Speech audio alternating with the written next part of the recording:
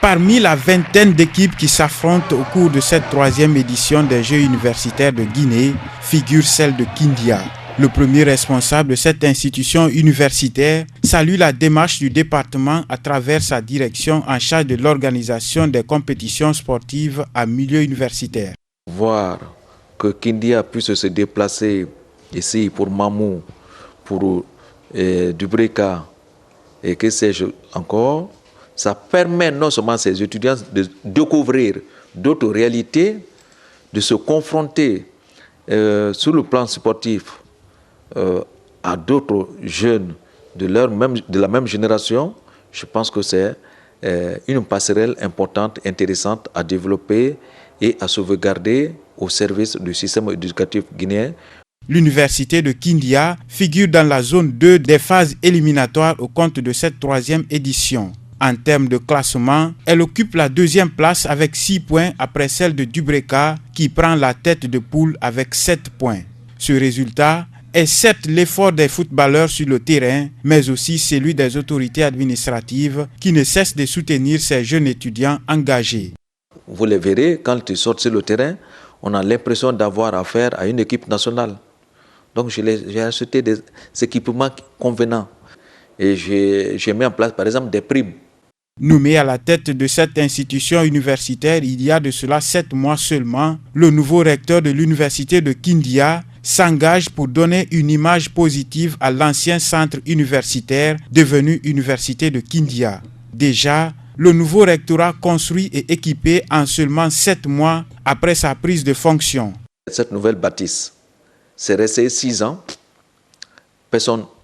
Il y a des enseignants qui me disent que c'est la première fois qu'ils ont mis pied, c'est quand je suis arrivé. Ils n'y croyaient pas. Mais voilà, nous sommes là. Ça n'a pas coûté grand-chose. Hein? Vous voyez ces meubles. Et nous venons de la salle de conférence.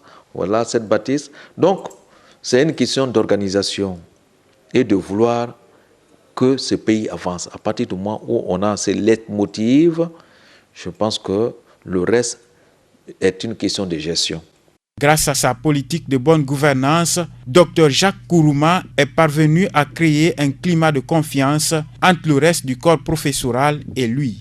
Ce n'était pas facile, mais chemin faisant, nous sommes arrivés au carrefour de croisement et de la compréhension, si bien qu'aujourd'hui, je pense que nous nous sommes compris parce que nous regardons désormais dans la même direction. C'est le plus important.